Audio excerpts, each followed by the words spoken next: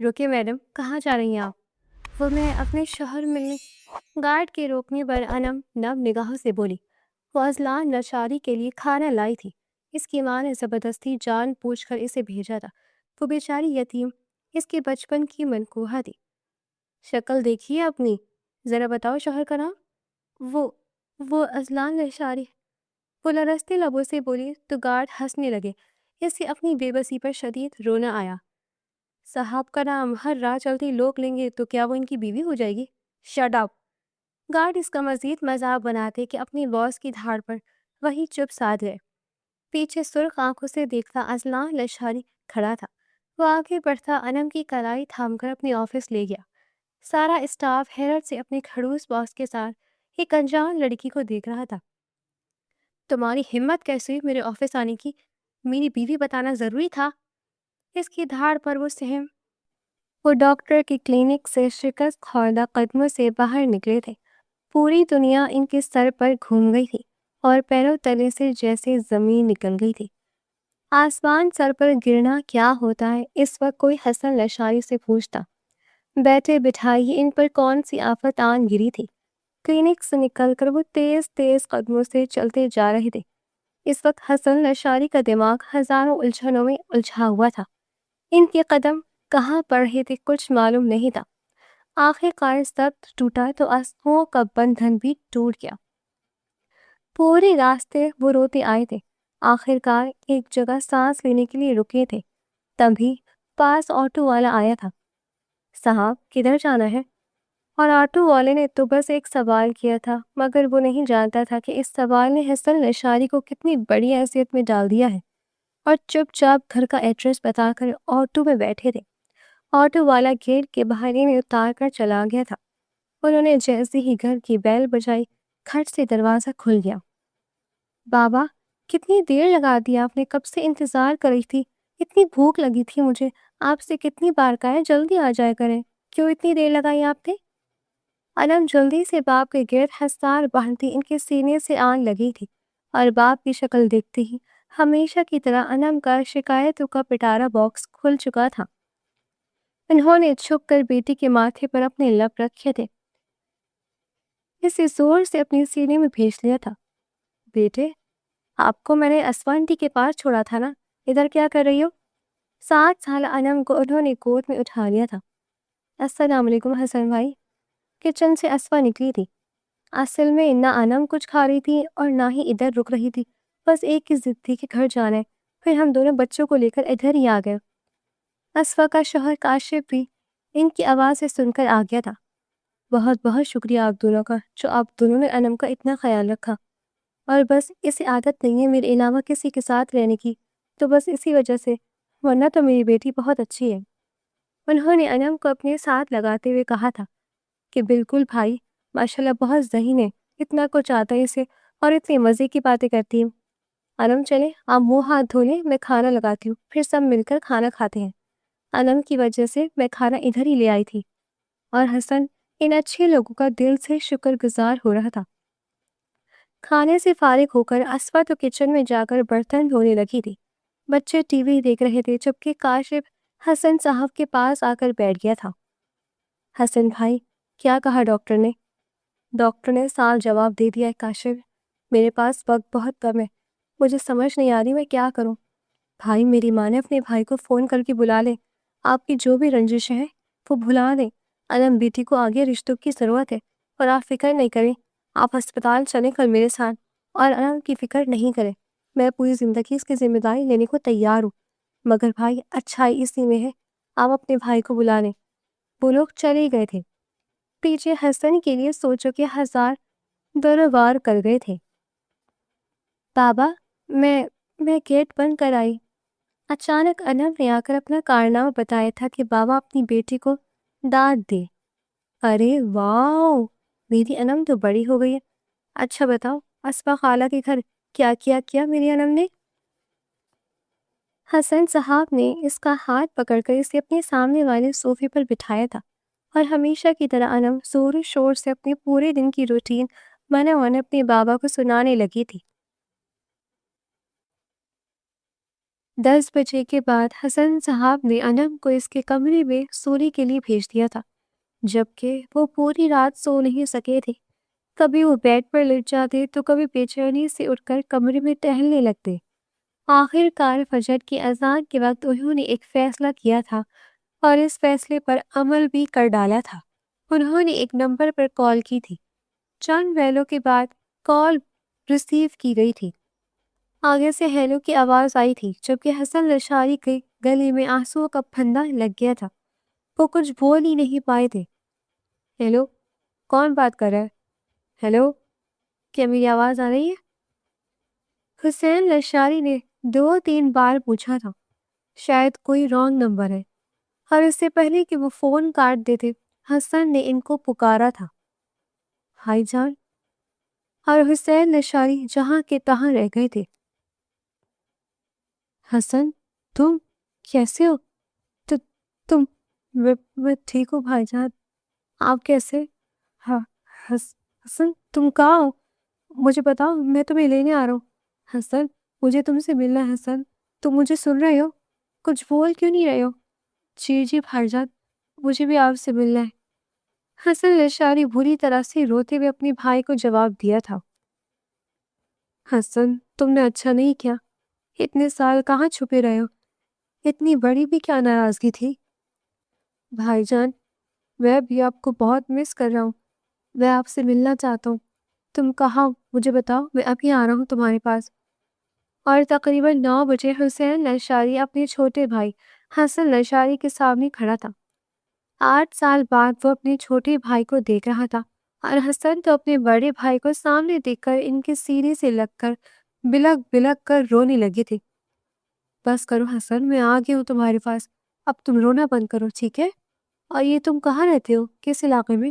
میں نے تمہیں کہاں نہیں ڈھونڈا، مگر تم نہ جانے کہاں چھپ گئے تھے کہ حسین لشاری اتنا اثر و سوگ رکھنے کے باوجود اپنے بھائی کو نہیں ڈھونڈ پایا۔ کیا تمہیں کبھی اپنے بھائی کی یاد نہیں آئی؟ کیا تمہاری انا اتنی اہم ہو گئی تھی؟ ٹھیک ہے، تم واپس نہیں آئے، نہ آتے رہتے، اپنی زندگی میں خوش رہتے، مگر حسن، ایک دفعہ بھائی سے تو مل لیتے، ہماری قبر گیری تو کرتے۔ مجھے معاف کر دے بھائی، میں نے بہت غلط کیا، آپ لوگوں کے ساتھ بھی اور اپنے ساتھ بھی۔ اچھا چلو، جو ہوا بھول جاؤ۔ یہ بتاؤ، بھابھی کیسی اور بچے؟ ان کی اس سوال نے ان کے زخم پھر سے تازہ کر دیے تھے۔ آپ کی بھابھی کا تو انتقال ہو گیا تھا، ایک بیٹی ہے میری، انم۔ کیا؟ زینت کا انتقال ہو گیا؟ جی بھائی، مگر کیوں؟ کیسے؟ یہ سوال نہ کرے بھائی جان، اسی سب کی وجہ سے تو میری آج تک اپنے رشتوں سے کبھی دوبارہ مل نہیں پایا۔ کیوں؟ کیا مطلب؟ زینت ماں بننے والی تھی، اس کی اچانک طبیعت خراب ہوئی تو قبل از وقت ڈاکٹر نے کہا آپریشن ہوگا۔ آپریشن کے بنا کوئی چارہ ہی نہیں تھا، مگر آپریشن کے لیے میرے پاس پیسے نہیں تھے، 1000 جمع کروانے تھے، اور جلدی پیسوں کا انتظام نہ ہونے کی وجہ سے آپریشن لیٹ ہو گیا۔ اور اس کے بعد آپریشن تو ہو گیا، مگر صرف بچہ بچ پایا، ماں نہیں۔ اور یہ زینت مجھے ہمیشہ کے لیے چھوڑ کر چلی گئی۔ حسن، تمہارے پاس پیسے نہیں تھے تو میرے پاس آتے، تمہارا حق تھا، وہاں تمہارا حصہ تھا۔ میرے پاس جو کچھ بھی ہے، اس سب میں تم برابر کے حصے دار ہو۔ آیا تھا میں۔ کیا تم آئے تھے؟ کس کے پاس؟ حسن، جھوٹ کیوں بول رہے ہو؟ تم میرے پاس نہیں آئے ہو، بابا کے پاس آیا تھا۔ آپ بزنس ٹور کے سلسلے میں لندن گئے ہوئے تھے، اور میں نے بابا کے آگے ہاتھ جوڑے تھے، پاؤں پکڑے تھے، مگر مجھے انہوں نے پیسے نہیں دیے تھے، اور ان کی ضد اور انا جیت گئی، اور میری محبت ہار گئی۔ چند پیسوں کے عوض میں نے اپنی بیوی کو کھو دیا۔ اس سے زیادہ پیسے تو بابا اپنے ملازموں کو بانٹ دیتے تھے، مگر اس دن میرے لیے وہ ایک سفاک اور ظالم جاگیردار ثابت ہوئے تھے۔ اور اس کے بعد میں نے عہد کر لیا تھا کہ اب میں کبھی ان ظالم لوگوں کے پاس واپس نہیں جاؤں گا، مگر آج پھر ایک مجبوری کی وجہ سے مجھے آپ کے سامنے آنا پڑا۔ کیسی باتیں کر رہے ہو تم حسن؟ تم بھائی ہو میرے، بابا کے غصے کو تو تم جانتے ہو، وہ تو ایسے ہی تھے، مطلب اماں اور ابا کا انتقال ہو گیا حسن۔ اور حسن لشاری پر ایک اور صدمہ ٹوٹ پڑا تھا۔ ہم تمہارے مجرم ہیں حسن، مگر تم اماں ابا کو معاف کر دو، وہ جیسے بھی تھے ہمارے ماں باپ تو ہے نا۔ جی بھائی جان، میں نے اماں اور ابا کو اللہ کی رضا کے لیے معاف کیا، اچھا اپنی بیٹی سے تو ملواؤ، کہاں ہے وہ؟ جی بھائی جان، وہ بھی سو رہی ہے، رات دیر تک میرے پاس بیٹھی رہی تو، اور تبھی دروازہ کھول کے وہ اپنے کمرے سے باہر آئی تھی۔ بابا جانی جوس دے دیں۔ وہ آنکھیں ملتے ملتے کچن کی طرف بڑھ رہی تھی جب حسن نے بیٹی کو پکارا تھا۔ انم، ادھر آؤ، دیکھو تم سے کون ملنے آیا ہے، یہ تمہارے تایا ابو ہے۔ اور انم نے حیرت سے گھور کر سامنے بیٹھے اس شخص کو دیکھا تھا۔ تایا ابو؟ وہ کہاں سے آ گئے؟ کیا درخت سے آ گئے؟ وہی بات ہے انم، آئی ایم سوری بابا۔ وہ جلدی سے معذرت کر گئی تھی۔ آگے بڑھ کر حسین لشاری نے انم کو اپنے سینے سے لگایا تھا اور اس کا سر چوما تھا۔ کیا نام ہے آپ کا؟ انم لشاری۔ ماشاءاللہ، بڑا پیارا نام ہے۔ کون سی کلاس میں پڑھتی ہیں آپ؟ کلاس 2 میں۔ ارے واہ، ماشاءاللہ۔ حسن بھائی، تمہاری بیٹی تو بالکل تمہاری جیسی ذہین اور پتین ہے۔ اچھا بھائی صاحب، آئے، میں ناشتہ بنا چکا تھا، آپ نے ابھی نہیں کچھ کھایا ہوا۔ آپ دونوں بیٹھو، میں تم لوگوں کے لیے ناشتہ لگاتا ہوں۔ وہ جلدی جلدی اٹھ ہوئے تھے۔ حسن لشاری آج ضرورت سے زیادہ ہی خوش تھے اور انم کو ان کی خوشی ایک آنکھ نہیں بھائی تھی۔ انم اپنے باپ کا انچ بھی شیئر نہیں کر سکتی تھی اور وہ برملا اس بات کا تذکرہ بھی باپ کے سامنے کرتی تھی۔ وہ اپنے باپ کی زبانی کسی کی تعریف برداشت نہیں کر سکتی تھی اور اس وقت حسن لشاری کے چہرے پر صاف نظر آ رہا تھا کہ وہ اپنے بھائی کے آنے پر کتنے خوش ہیں۔ لگتا ہے انم بیٹی کو میرا یہاں آنا اچھا نہیں لگا۔ ناشتہ کرتے ہوئے حسین لشاری نے کہا۔ چہرے کے تاثرات دیکھتے ہوئے مسکراتے ہوئے بولے تھے، نہیں ایسا نہیں بھائی جان، وہ اصل میں اسے اپنے بابا کی اٹینشن ڈائیورٹ ہوتی قبول نہیں ہے۔ یہ نہیں چاہتی کہ اس کے بابا سے زیادہ کسی سے بھی پیار کرے۔ اور اس بات پر حسن اور حسین لشاری دونوں کے قہقہے گونج اٹھے تھے۔ کیا کہہ رہے ہو حسن؟ جی جی، یہ بات بالکل سچ ہے بھائی جان، اس کے سامنے میں اس کی ماں کا زیادہ ذکر نہیں کر سکتا۔ یہ کہتی ہے بابا آپ صرف مجھ سے پیار کریں۔ جی بالکل، بابا صرف میرے، اور میں اپنے بابا کبھی کسی کو نہیں دوں گی۔ وہ مضبوط سے اپنے بابا کا ہاتھ تھام کے بولی تھی اور حسن نے اپنی بیٹی کا وہ ہاتھ چوما تھا۔ چلو اب جلدی سے ناشتہ کرو۔ حسن، تم نے مجھے بتایا نہیں آج ایسی کون سی مجبوری آن پڑی جس کی بنا پر تم نے مجھے کال کیے؟ اور اس بات پر حسن صاحب کے چہرے کا رنگ اڑ گیا۔ وہ اٹھ کر اپنی الماری کی طرف بڑھے تھے اور کچھ کاغذات لے کر ان کے سامنے آ بیٹھے تھے۔ بھائی صاحب، مجھے کینسر ڈائگنوز ہوا ہے۔ حسین لشاری کے ہاتھ سے وہ کاغذ چھوٹا تھا۔ مجھے نہیں لگتا میں بچ پاؤں گا۔ ڈاکٹر تو مجھے کب سے ہسپتال داخل ہونے کا کہہ رہے ہیں، مگر میں انم کو نہ ہسپتال میں رکھ سکتا ہوں اور نہ ہی اسے اکیلا ادھر گھر پر چھوڑ سکتا ہوں۔ مجھے سمجھ نہیں آ رہی میں کیا کروں۔ تبھی جا کر مجھے آپ کو بلانا پڑا، ورنہ میں آپ کو کبھی تکلیف نہ دیتا۔ تکلیف؟ حسن، بھلا بھائیوں سے بڑھ کر بھی دنیا میں کوئی اور رشتہ اہم ہے؟ تمہیں لگ رہا ہے کہ تمہارے لیے یہاں آنے پر مجھے تکلیف ہوئی ہے حسن؟ تم سوچ نہیں سکتے تمہیں دیکھ کر کتنے سالوں بعد میں پھر سے جیسے جی اٹھاؤں، اور بری خوشی تو بہت تھوڑی بدت کی تھی یار۔ تم نے اتنی بری خبر مجھے سنا دی ہے، تمہیں کیسے کچھ ہو سکتا ہے؟ ضرور ڈاکٹر نے غلط رپورٹ لی ہوگی۔ نہیں بھائی صاحب، پچھلے 3 ماہ سے میں چیک اپ کروا رہا ہوں اور دوائیاں لے رہا ہوں۔ ڈاکٹر سے بڑی مشکل سے میں نے اس بات کی اجازت لی تھی کہ میں اتنی جلدی ایڈمٹ نہیں ہو سکتا، اور اب کل ڈاکٹر نے مجھے لاسٹ وارننگ دے دی ہے کہ اس ہفتے کے آخری تک مجھے ہسپتال داخل ہونا چاہیے۔ حسین لشاری کے آنسو رکنے کا نام ہی نہیں لے رہے تھے۔ حسن، تمہیں کچھ نہیں ہوگا، میں تمہیں کبھی کچھ نہیں ہونے دوں گا۔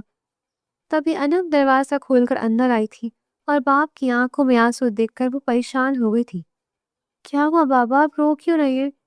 بیٹا آپ تو سو رہے تھے نا؟ کیا ہوا بابا، مجھے ڈر لگ رہا ہے۔ تو میں آپ کے پاس آ گیا، مجھے آپ کے پاس سونا ہے۔ وہ اپنی بابا کی گود میں چڑھ گئی تھی۔ وہ بار بار اپنے بابا کے چہرے کی طرف دیکھ رہی تھی۔ بابا آپ نے مجھے بتایا نہیں، آپ کیوں رو رہے تھے؟ کچھ نہیں بیٹا، وہ بس ایسے میری آنکھ میں کچھ چلا گیا تھا نا، اس لیے پین ہو رہا تھا۔ اس کے بابا نے تو اس کو مطمئن کروا دیا تھا، مگر نہ جانے کیا ہوا تھا کہ انم ابھی تک اپنے باپ کی گود پہ بیٹھی ہوئی تھی۔ تھوڑی دیر بعد انم کو بھوک لگی تھی۔ بابا مجھے بھوک لگی ہے، مجھے نوڈلز کھانے۔ ارے ہماری انم کو نوڈلز پسند ہے۔ آپ کو پتہ ہے جب آپ کے بابا آپ کی ایج کے تھے نا، ان کو بھی نوڈلز بڑے پسند تھے۔ حسین صاحب انم کے سر پر ہاتھ پھیرتے ہوئے محبت سے بولے۔ اصل میں وہ انم کے ساتھ دوستی کرنا چاہ رہے تھے، مگر انم کے چہرے پر تو بڑا سا نو لفٹ کا بورڈ لگا ہوا تھا۔ آپ کو پتہ ہے آپ کے بڑے بابا کو تو بریانی بھی بہت پسند تھی، اور بریانی کے نام پر انم کی آنکھیں چمکی تھی، اور تبھی حسن صاحب کی ہنسی چھوٹی تھی۔ آپ کو پتہ ہے بھائی جان اس کی بریانی بھی بہت فیوریٹ ہے۔ چلو ٹھیک ہے، آج تمہارے یہ بڑے بابا جو ہے نا، یہ تمہارے لیے نوڈلز بھی بنائیں گے اور بریانی بھی، ٹھیک ہے؟ اور آپ کے بابا تو میرے ہاتھ کے بنے نوڈلز بھی بڑے شوق سے کھاتے تھے۔ انم کو پتہ نہیں پسند آیا یا نہ آئے، وہ تھوڑی پر انگلی رکھتے سوچتے ہوئے انداز میں بولی تھی، اگر آپ کے ہاتھ کی بریانی میرے بابا کو پسند ہے تو پھر انم کو بھی پسند آئے گی۔ چلو آپ پھر کچن میں چلتے ہیں، تم وہاں بیٹھ کر مجھے دیکھنا میں کیسے بریانی بناتا ہوں، ٹھیک ہے؟ اور انم جو ابھی تھوڑی دیر پہلے اتنی اداس تھی، اب خوشی خوشی ان دونوں کے ساتھ کچن میں آ گئی تھی۔ انم، آج تم ادھر چیئر پر بیٹھو۔ انہوں نے کچن کے اندر موجود چیئر کو کھینچ کر اس پر انم کو بٹھایا تھا۔ آج کوکنگ میں اور تمہارے بابا کریں گے، اور تم دیکھنا ہم دونوں بھائی مل کر کتنا مزے کا کھانا بناتے ہیں۔ تمہیں پتہ ہے ہم دونوں بھائیوں کے ہاتھ کی بریانی بڑی ہی لاجواب ہوتی تھی، گھر میں ہم لوگ اکثر ہی بریانی بنایا کرتے تھے۔ اور حسین صاحب کا اپنا دل تو درد سے جیسے پھٹا جا رہا تھا، مگر وہ بھائی اور بھتیجے کا موڈ اچھا کرنے کے لیے بازو چڑھائے کوکنگ میں لگ گئے تھے۔ حسن صاحب کو بھی بڑے عرصے بعد پرانی یادیں تازہ کرنے میں بڑا مزہ آ رہا تھا۔ امرو روتی مسکراتی آنکھوں سے اپنے پاپا اور بڑے ابو کو کام کرتا دیکھ رہی تھی۔ دونوں بھائیوں کی آپس میں ہلکی پھلکی نوک جھوک بھی جاری تھی۔ کھانا کھانے کے بعد تقریباً 3 بجے حسن لشاری اور انم کا سامان پیک کروایا تھا، اور حسین لشاری ان کو اپنے ساتھ لاہور لے آئے تھے۔ برکت لشاری کا شمار لاہور کے مشہور بزنس ٹائکون میں ہوتا تھا۔ ان کے 2 بیٹے تھے، بڑا بیٹا حسین لشاری اور چھوٹا حسن لشاری۔ حسین لشاری کی شادی اپنی تایازاد شائستہ سے ہوئی تھی، اور شائستہ کی چھوٹی بہن یاسمین کی منگنی حسن لشاری سے طے ہو چکی تھی، مگر حسن اپنی کلاس فیلو کو پسند کرتے تھے، اور انہوں نے اس بات کا اعلان سب کے سامنے کر دیا تھا اور یاسمین سے منگنی توڑ دی تھی۔ حسن لشاری کے اتنے بڑے قدم اٹھانے پر برکت لشاری نے بیٹے کو گھر سے نکال دیا تھا۔ حسن نے جا کر اپنی کلاس فیلو زینت سے نکاح کر لیا تھا۔ باپ کی طرف سے حسن کو جائیداد کے نام پر ٹکا بھی نہیں ملا تھا، چھوٹی موٹی نوکریاں کر کے وہ اپنا گزارا کر رہے تھے۔ زینت امید سے تھی، مگر حسن کے پاس اتنا پیسہ نہیں تھا کہ وہ اچھی خوراک کھلا سکتا۔ وہ دن پر دن کمزور ہوتی جا رہی تھی، اور آخر کار ایک دن زینت کی طبیعت بہت خراب ہو گئی تھی۔ ڈاکٹرز نے کہہ دیا تھا کہ فوراً آپریشن کرنا ہوگا، مگر آپریشن سے پہلے حسن کو 20,000 جمع کروانے تھے۔ اس دن حسن کے پاس جیب میں 1 روپیہ تک نہیں تھا۔ حسن نے اپنے سارے دوستوں کو فون کالز کی، مگر کسی نے رسپانس نہیں کیا تھا۔ اگر حسین لشاری اس دن پاکستان میں ہوتے تو حسن پر اتنی بڑی قیامت نہ ٹوٹتی۔ آخر کار حسن اپنی بیوی اور بچے کی خاطر انا کو پس سے پوچھ ڈال کر اپنے باپ کے سامنے جھکا تھا۔ اس نے اپنی بیوی اور بچے کی زندگی کی بھیک مانگی تھی، مگر برکت لشاری نے اپنے بیٹے کو بری طرح سے دھتکار دیا تھا، اور اس دن وہ باپ کے ساری شان بنگلے سے نکل آیا تھا، اور اس نے دل میں عہد کیا تھا کہ وہ آئندہ کبھی اس طرح پلٹ کر نہیں دیکھے گا۔ زینت کے جانے کے بعد اس نے ایک پسماندہ علاقے میں گھر کرائے پر لیا تھا۔ ننھی سی انم کو پالنا حسن کے لیے بہت مشکل تھا، مگر ایک کٹھن مرحلہ حسن نے صبر کے ساتھ طے کر لیا تھا۔ حسن ایک کپڑے کی دکان پر بطور سیل مین کام کرتا تھا۔ اس سیل مین کا دوسرا بھائی فیصل آباد میں رہتا تھا، اور اسے ایک اچھے اور ایماندار سیل مین کی ضرورت تھی۔ تنخواہ بھی ڈبل تھی، تو حسن انم کو لے کر فیصل آباد شفٹ ہو گئے تھے۔ اللہ تعالیٰ نے مدد کی، اور دن بدن حسن کے حالات بہتر ہو گئے، اور یوں فیصل آباد میں حسن نے اپنی کپڑوں کی دکان کا کام شروع کر لیا۔ حسن کا کام اچھا خاصا نکل پڑا تھا۔ انم بڑی ہو رہی تھی تو اسے اسکول میں داخل کروا دیا۔ انم کو اچھے اسکول میں پڑھایا لکھایا۔ ان دنوں وہ FSC کے امتحان دے کر آج فارغ تھی۔ انہوں نے انم کو بچپن سے ہی گھر کے سارے کام سکھا دیے تھے۔ حسن صاحب انم کے معاملے میں کسی پر اعتبار نہیں کرتے تھے، یہی وجہ تھی کہ آج تک گھر میں کوئی ملازمہ بھی نہیں رکھی تھی۔ انم چھوٹی تو تھی، اپنے بابا کے ساتھ دکان پر رہتی تھی، شام کو بابا کے ساتھ گھر چلی جاتی تھی۔ وہاں پر حسن نے اپنی بیٹی کے لیے جھولے وغیرہ لگوا رکھے تھے۔ حسن صاحب انب کو ایک لمحے کے لیے بھی اپنی آنکھوں سے اوجھل نہیں کرتے تھے۔ اس کو اسکول لانے اور لے جانے کی ذمہ داری ان کی اپنی تھی۔ پچھلے 3 ماہ سے وہ اپنی بیماری سے بہادری کے ساتھ لڑ رہے تھے۔ ان کے لیے انم کو چھوڑ کر جانا ہی سوہانی روح تھا، اور بیٹے کی محبت میں ہی آج انہوں نے اپنے بھائی کو اس کٹھن مرحلے میں پکارا تھا۔ حسین لشاری حسن کو اپنے گھر لے کر آئے تھے۔ حسن لشاری اپنے باپ کے سالیشان بنگلے کو دیکھتے ہوئے ٹھنڈی آہ بھر کر رہ گئے تھے۔ ان کی آنکھوں کے سامنے وہ دن گھوم گیا تھا جس دن وہ یہاں اپنی بیٹی اور بیوی کی زندگی کی بھیک مانگنے اپنے باپ کے سامنے آئے تھے، اور اس دن انہیں خالی ہاتھ لوٹا دیا گیا تھا، اور آج ایک دفعہ پھر قسمت ان کو اسی در پر لے آئی تھی۔ حسین صاحب نے اپنے بھائی کا علاج کے لیے اس شہر کا ہر اچھا ہسپتال چھان مارا تھا، یہاں تک کہ انہوں نے اپنے بھائی کی رپورٹس باہر ملک بھیجی تھی، مگر کہیں سے بھی کوئی اچھا رسپانس نہیں آیا تھا۔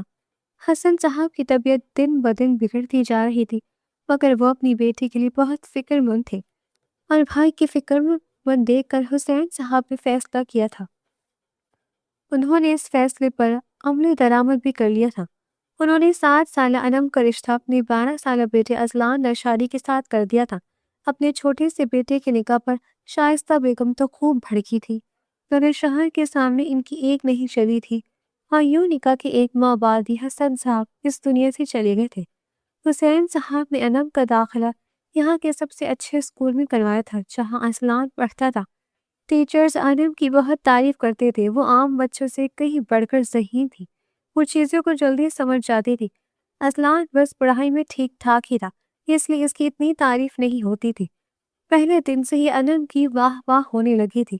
اذلان کو انم سے چڑ سی ہونے لگی تھی، اور اس سے بڑھ کر انم اذلان کی بابا کی آنکھوں کا تارا بن گئی تھی۔ حسین صاحب تو ہر وقت بس انم کا رعب پالتے رہتے تھے، اور ان کی انم سے اتنی محبت اذلان کو ایک آنکھ نہیں بھاتی تھی۔ یہی وجہ تھی کہ وہ اب انم سے سخت نفرت کرنے لگا تھا۔ ایک وجہ یہ بھی تھی کہ شائستہ بیگم بھی اذلان کو انم کے خلاف ہر وقت الٹی سیدھی باتیں کرتی رہتی تھی۔ کیا ہوا اذلان، اتنے خاموش کیوں بیٹھے ہو؟ اس دن وہ سیڑھیوں پر منہ وسوڑ کر بیٹھا ہوا تھا جب اس کی ماما نے اس کے قریب آ کر پوچھا تھا۔ کچھ نہیں ماما، مجھے بس اس اسکول میں نہیں پڑھنا، اب آپ میرا ایڈمیشن کہیں اور کروا دیں۔ ارے مگر کیوں؟ اتنا اچھا اسکول ہے، آپ کے تو اتنے اچھے فرینڈز بھی ہیں یہاں، پھر کیا مسئلہ ہے؟ بس ماما مجھے نہیں وہ اسکول اچھا لگتا، کل میری بہت انسلٹ ہوئی ہے وہاں پر۔ ارے کس کی اتنی جرأت کہ میری بیٹی کی انسلٹ کرے؟ ٹیچرز نے کیا آپ کو پتہ ہے؟ کل پرنسپل کے آفس میں بابا کے ساتھ میں اور انم دونوں تھے، مگر پرنسپل بس انم کی تعریفیں کی جا رہی تھی۔ پرنسپل نے تو یہ تک کہہ دیا کہ آپ کا بیٹا تو اتنا ذہین نہیں جتنی آپ کی بیٹی ذہین ہے۔ دیکھے وہ پدی سی بھلا مجھ سے کیسے زیادہ چیزیں سمجھ سکتی ہے؟ اگر وہ اتنی ذہین ہے تو کیا وہ میری بکس پڑھ سکتی؟ نہیں نا۔ بس میں اب اس اسکول میں کبھی نہیں جاؤں گا۔ شائستہ بیگم اپنے بیٹے کے انم پر بدگمانی پر دل میں خوش ہو رہی تھی۔ اسکول سے واپس آ کر انم زیادہ تر اپنے کمرے میں ہی رہتی تھی، بڑے ابو کے آنے پر ہی وہ باہر آتی تھی۔ اس دن وہ ملازمہ کی بیٹی کے ساتھ ٹی وی لاؤنج میں کھیل رہی تھی کہ اس بچے سے وہاں پر پڑا قیمتی گلدان ٹوٹ گیا تھا۔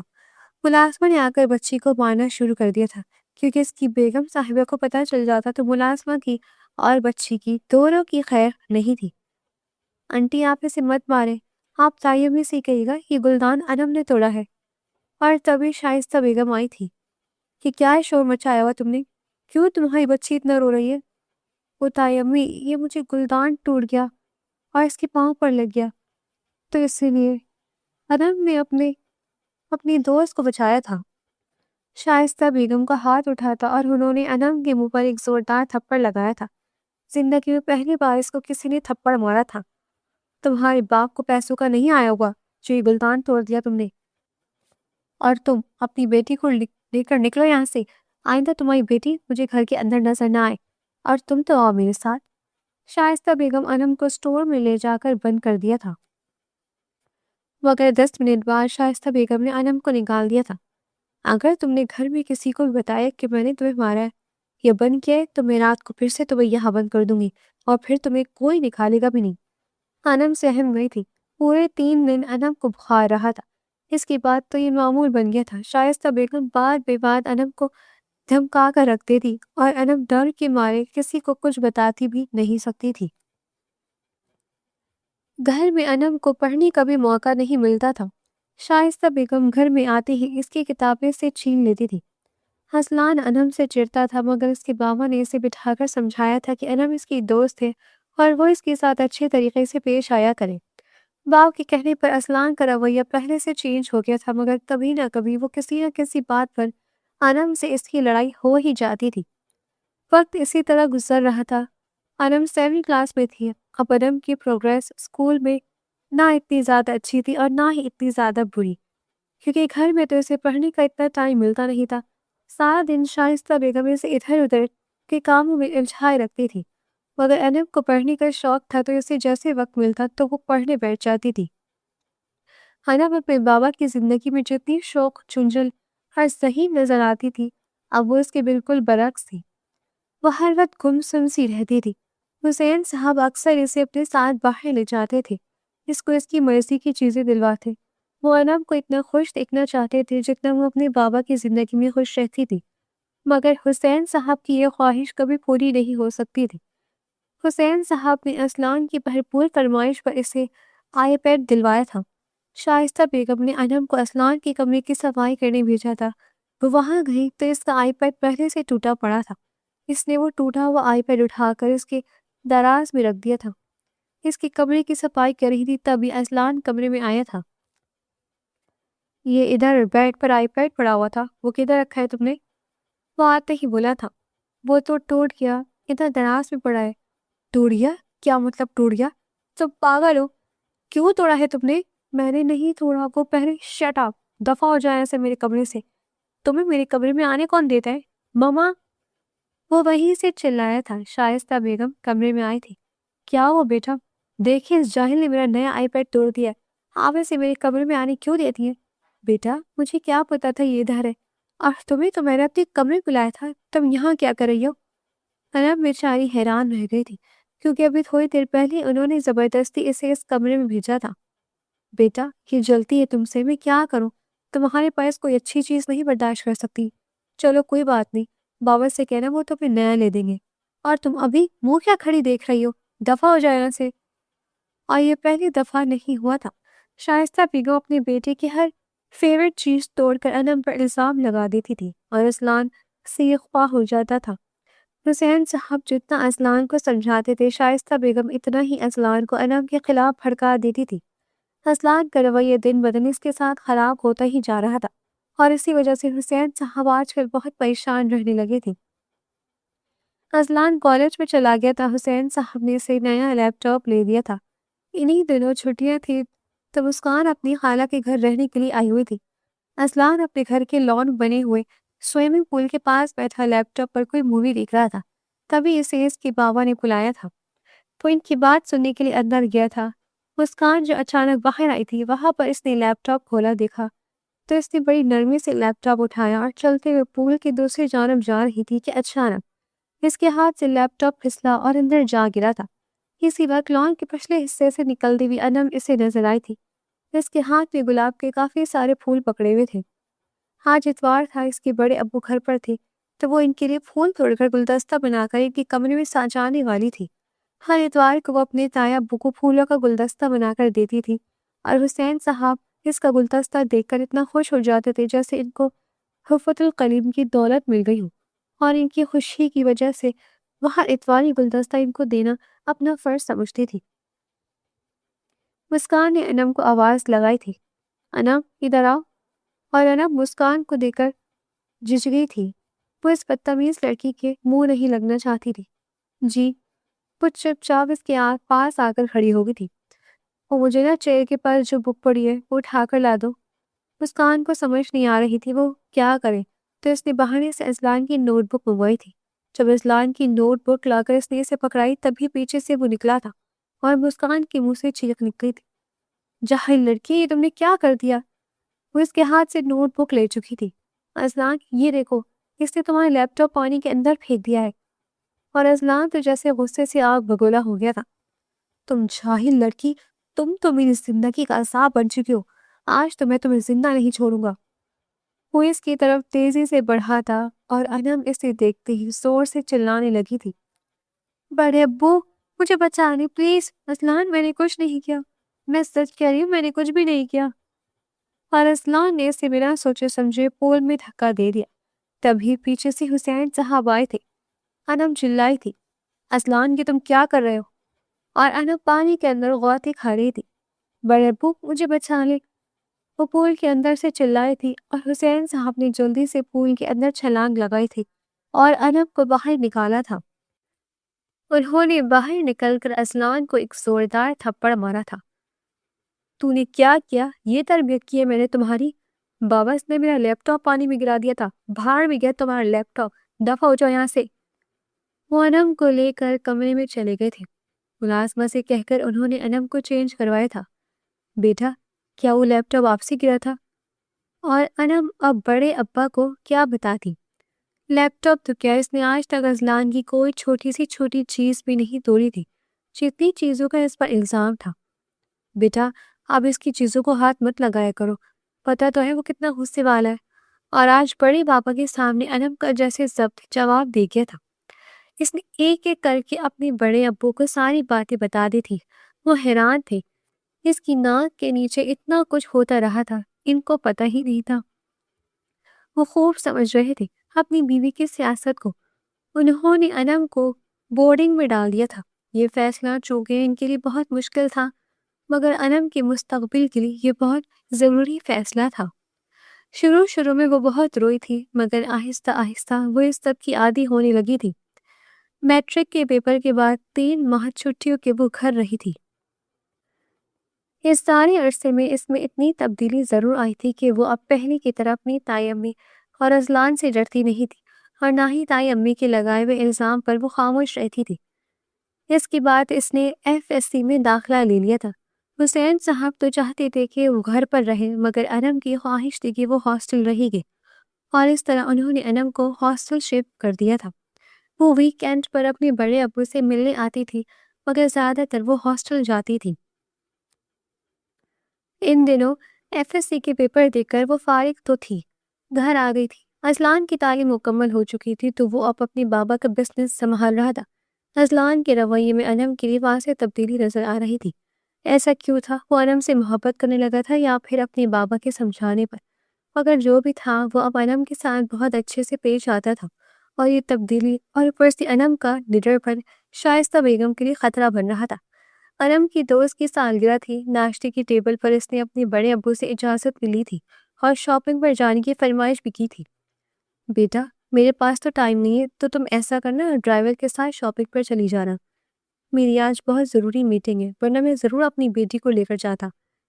چلے بڑے ابو کوئی بات نہیں، میں ڈرائیور کے ساتھ چلی جاؤں گی۔ نہیں میں فری ہوں تو میں لے جاؤں گا تمہیں۔ اور حسین صاحب کو تو ایک خوشگوار حیرت کا جھٹکا لگا تھا۔ ارے یہ تو بہت اچھی بات ہے، چلو میری ٹینشن دور ہو گئی، تم اصلان کے ساتھ چلی جانا۔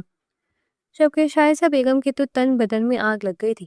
اصلان نے نہ صرف اس کو شاپنگ کروائی تھی، بلکہ اس کے دوست کی برتھ ڈے پر رات کو اسے پک اینڈ ڈراپ بھی دی تھی۔ اسی دوران واپسی پر انم کو بہت تیز بخار ہو گیا تھا۔ حسین صاحب تو بار بار کہہ رہے تھے میری بیٹی کو نظر لگ گئی ہے۔ خیر جو بھی تھا، 2 دن وہ بری طرح بخار میں پھنکتی رہی تھی۔ تیسرے دن اس کی طبیعت کچھ ٹھیک ہوئی تھی تو حسین صاحب نے شکر ادا کیا تھا۔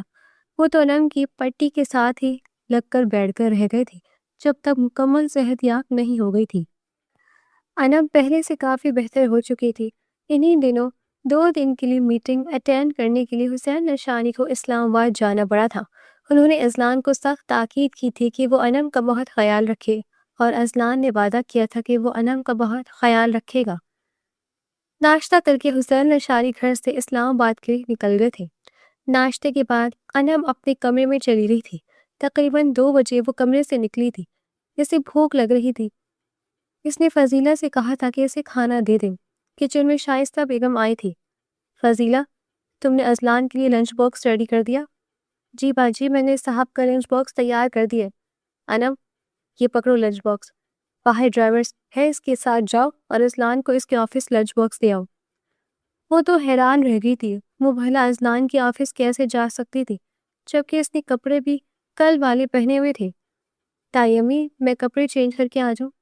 تمہارے کپڑے تو اچھے خاصے ہیں، لنچ باکس ہی تو پکڑا کر آنا ہے، چلو جلدی سے جاؤ۔ انہوں نے اس کے ہاتھ میں زبردستی لنچ باکس پکڑایا تھا اور اسے جان بوجھ کر گاڑی میں بٹھا کر بھجوا دیا تھا۔ وہ ڈرائیور انم نے پہلے ان کے گھر میں نہیں دیکھا تھا۔ یہ ڈرائیور کون ہے تائی امی؟ پہلے تو میں نے ان کو نہیں دیکھا۔ اجنبی ڈرائیور کو دیکھ کر انم ہچکچائی تھی۔ ارے یہ میری بہن یاسمین کا ڈرائیور ہے، ہمارا ڈرائیور چھٹی پر گیا ہوا ہے، تم جاؤ، کچھ نہیں ہوتا، یہ تمہیں آرام سے لے جائے گا۔ 20 منٹ کا سفر نہیں گزرا تھا کہ ڈرائیور کو شائستہ بیگم نے کال کی تھی۔ جیسے کہا ہے بالکل ویسی کرنا۔ حکم کے مطابق ڈرائیور نے آفس سے تھوڑا سا دور انم کو اتارا تھا۔ وہ سامنے صاحب کا آفس ہے، آپ چلے جائیں۔ آپ مجھے آگے تک لے جائیں انکل، میں ایسے کیسے جاؤں؟ اس کی ساری بہادری دھری کی دہری رہ گئی تھی۔ اسے کسی گڑبڑ کا شک ہوا تھا۔ دیکھیں میں آگے نہیں جا سکتا، مجھے ضروری کام ہے، جلد سے نکلو اور جاؤ، آدھے گھنٹے بعد یہیں آ جانا۔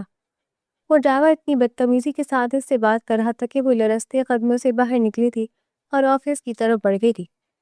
ایک تو اس کا حلیہ ایسا تھا، بخار کی وجہ سے اس کی حالت کافی خراب لگ رہی تھی، اور اوپر سے جیسی خنوقوں والی شکل اس نے بنائی دی تھی، گارڈز نے اسے باہر ہی روک لیا تھا۔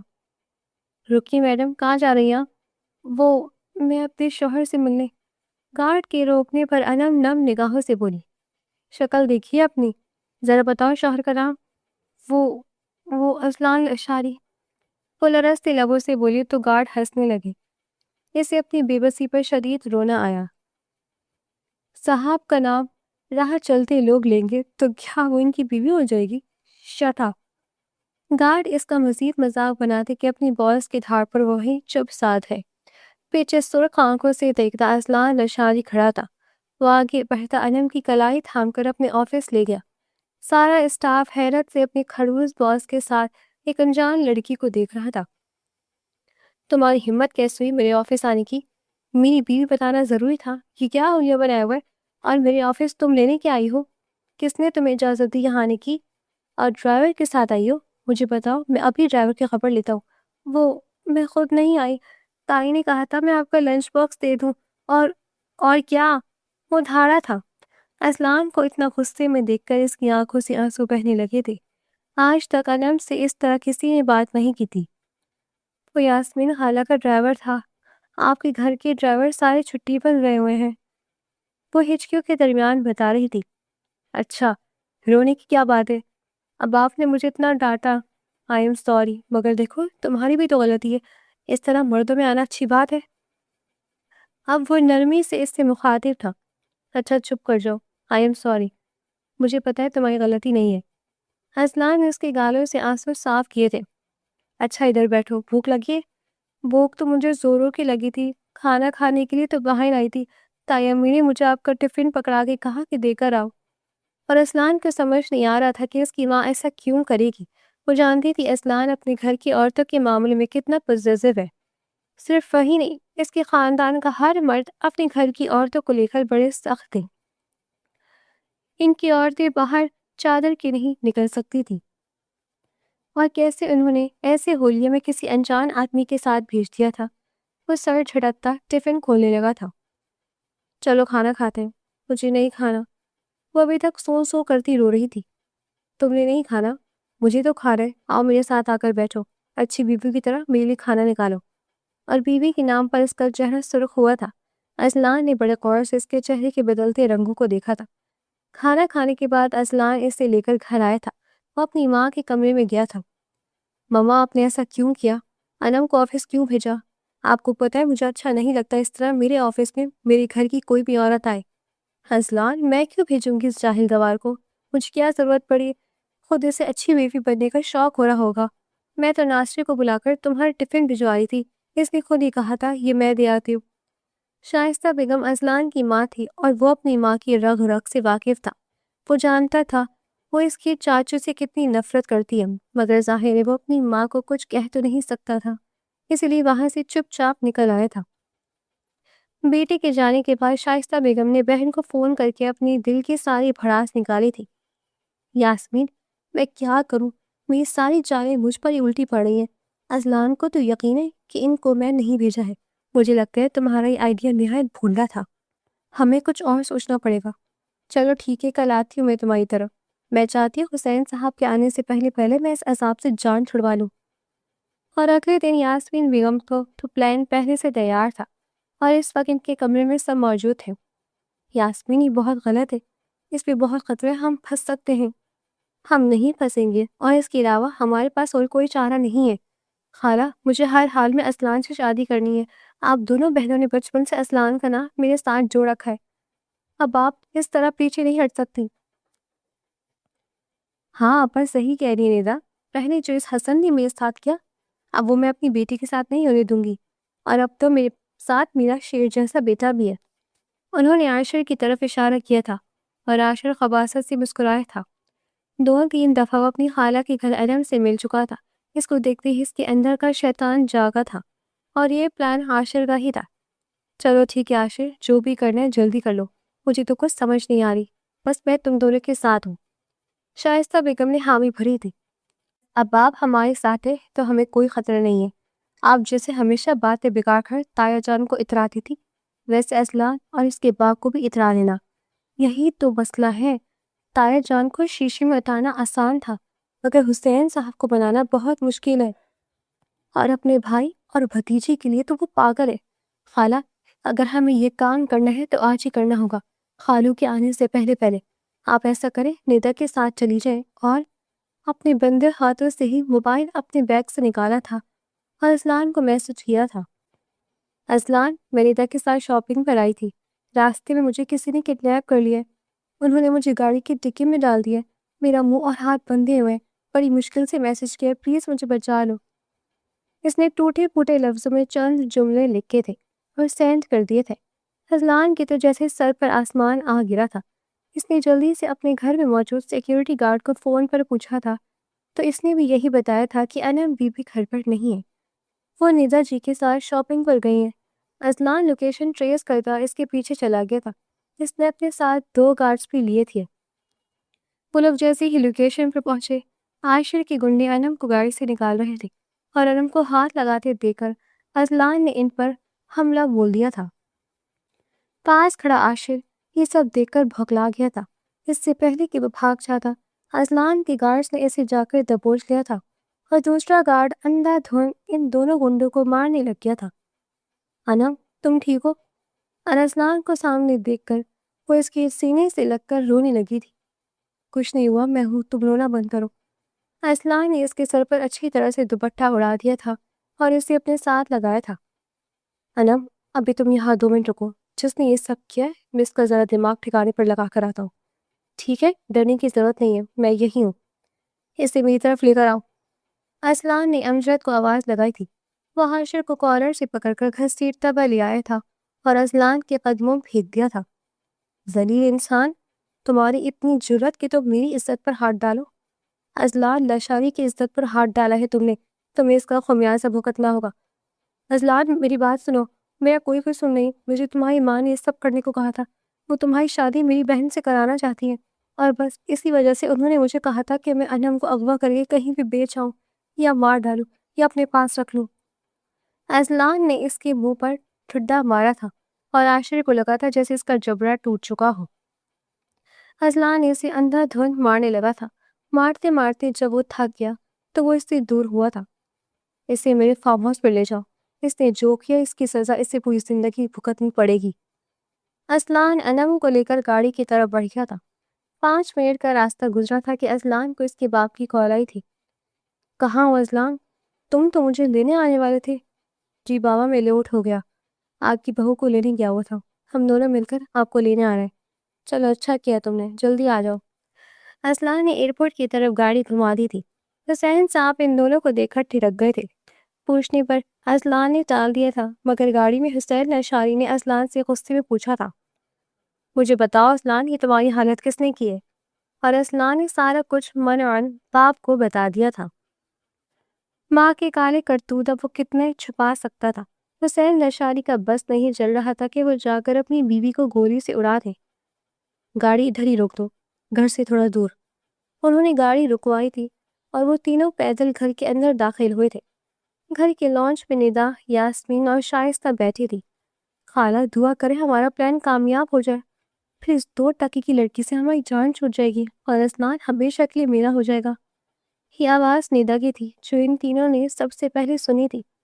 بالکل ایسا ہی ہوگا، اب بھی اگر وہ نہیں بچے گی تو پھر تو کوئی بڑی ٹھیک مٹی کی بنی ہوئی ہے۔ مجھے اپنے بیٹے پر پورا بھروسہ ہے، وہ کوئی کام کچا نہیں کرتا۔ انم کو حسین صاحب نے باہر ہی رکنے کا اشارہ کیا تھا۔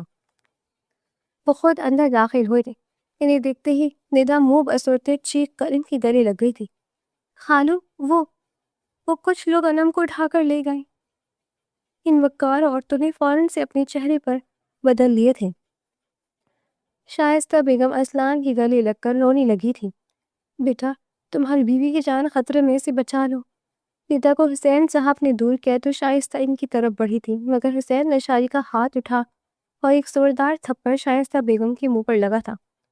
مکار عورت، تم نے آج میری عزت پر ہاتھ ڈالے۔ پہلے تمہاری مکاری کی وجہ سے بابا نے میرے بھائی کو مجھ سے دور کر دیا۔ میرے بھائی نے اتنے دکھ دیکھے، نکل جاؤ میرے گھر سے ابھی اور اسی وقت، ورنہ میں تمہیں طلاق دے ڈالوں گا۔ حسین صاحب نے شائستہ بیگم کا ہاتھ پکڑ کر اسے بھائی کی طرف دھکیل دیا تھا اور اسلان کی ماں کی طرف نہیں بڑھا تھا۔ مما، آپ نے اچھا نہیں کیا۔ انا میری بیوی ہے اور اب میری محبت بھی ہے، کچھ تو خیال کرتی ماما، آپ نے تو اپنے بیٹے کا بھی نہیں سوچا۔ اسلان یہ کہہ کر اپنے کمرے میں چلا گیا تھا۔ کمرے میں جانے کے بعد وہ ایک ضروری کال کرنا نہیں بھولا تھا۔ امجد، ماما کو میرے فلیٹ میں چھڑانا۔ شائستہ بیگم کو احساس ہو چکا تھا کہ اس نے اپنی ضد اور انا کی خاطر اپنے بہت پیارے رشتے کو کھو دیا ہے۔ انسان پوری دنیا کی نفرت برداشت کر سکتا ہے مگر اولاد کی نہیں، اور اب سزا کے طور پر شائستہ بیگم نے پوری زندگی اپنی اولاد کی نفرت برداشت کرنا تھی۔ اسلان کو سنبھلنے میں وقت لگا تھا مگر وہ سنبھل چکا تھا۔ اسلان کی حالت دیکھ کر انم نے اپنے تائی ابو سے بات کی تھی کہ وہ تائی امی کو گھر واپس لے آئے۔ بیٹا، کچھ رشتے زندگی میں ایسے ہوتے ہیں جن سے دور رہنا ہی بہتر ہوتا ہے، مگر بڑے ابو، وہ اسلان کی ماما ہے اور میں تو بالکل ٹھیک ہوں نا، کچھ ہوا ہی نہیں، تو پھر اب آپ ان سے کیوں ناراض ہیں؟ آپ انہیں لے آئے پلیز میری خاطر۔ تب اسلان اپنے کمرے سے نکل کر آیا تھا۔ اسلان، انتظامات ہو گئے؟ جی بابا جان، ہو گئے۔ میں چاہتا ہوں تم دونوں کا ولیمہ دھوم دھام سے ہو، پورا شہر شریک ہو میری بچوں کی خوشی میں۔ جی بابا جان۔ پیچھے سے شائستہ بیگم کی آواز آئی تھی اور انہیں سامنے کھڑا دیکھ کر حسین نشاری غصے سے صوفے سے اٹھ کھڑے ہوئے تھے۔ تم یہاں کیا کرنے آئی ہو؟ دیکھیں، مجھے معاف کر دیں، سے بہت بڑی غلطی ہو گئی۔ میں نے ہمیشہ اپنی بہن کے بارے میں سوچا، میں نے آپ کو اور آپ کے گھر والوں کو بہت دکھ دیے، مگر مجھے یوں خود سے دور نہ کرے، میں آپ کے رسلان کے بنا نہیں رہ سکتی، چلی جاؤ یہاں سے۔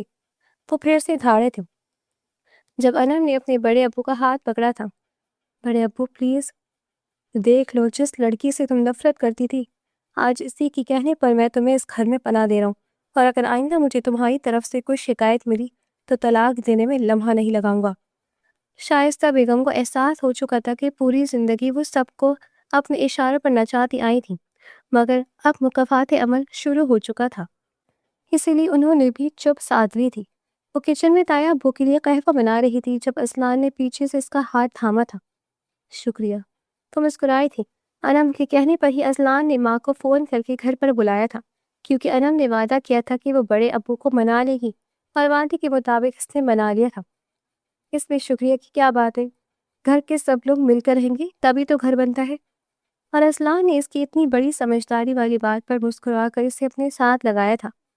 اس کہانی کا سب سے بڑا سبق یہ ہے کہ انسان کی انا، حسد اور نفرت اکثر بے گناہ لوگوں کی زندگی کو برباد کر دیتی ہے، مگر سچ اور خلوص آخر کار اپنا راستہ بنا ہی لیتے ہیں۔ حسن نشاری ایک باپ کی حیثیت سے قربانی، محبت اور ذمہ داری کی بہترین مثال بن کر سامنے آتے ہیں، جنہوں نے اپنی بیٹی انم کی خاطر اپنی انا تک توڑ دی، جبکہ حسین نشاری ایک ایسے بھائی ثابت ہوئے جو دیر سے صحیح مگر رشتوں کی قدر کرنا جانتے۔ دوسری طرف شائستہ بیگم کا کردار اس بات کی نشاندہی کرتا ہے کہ حسد اور ضد انسان کو اتنا اندھا کر دیتی ہے کہ وہ اپنے ہی گھر کو تباہ کرنے لگتا ہے، اور اسی کا خمیازہ آخر کار اسے اپنی اولاد کی نفرت کی صورت میں بھگتنا پڑتا ہے۔ انم کا کردار سب سے زیادہ قابل تعریف ہے، جو بچپن سے ظلم، الزام اور ناانصافی سہنے کے باوجود صبر، برداشت اور اچھے اخلاق کا دامن نہیں چھوڑتی، جبکہ اسلام کا کردار ہمیں یہ دکھاتا ہے کہ غلط فہمی اور نفرت اگر سچائی سے ٹکرائے جائے تو انسان بدل بھی سکتا ہے۔ اس کہانی کا اصل پیغام یہی ہے کہ انسان کو رشتوں کی قدر، سچائی اور انصاف کو کبھی نہیں چھوڑنا چاہیے، کیونکہ ظلم اور سازش وقتی طور پر کامیاب ہو سکتے ہیں، مگر آخر کار جیت ہمیشہ سچ اور محبت کی ہی ہوتی ہے۔ اور آپ کو یہ کہانی کیسی لگی؟ پڑھ کر اپنی رائے کا اظہار کیجیے گا اور چینل کو سبسکرائب کر لیں۔ شکریہ۔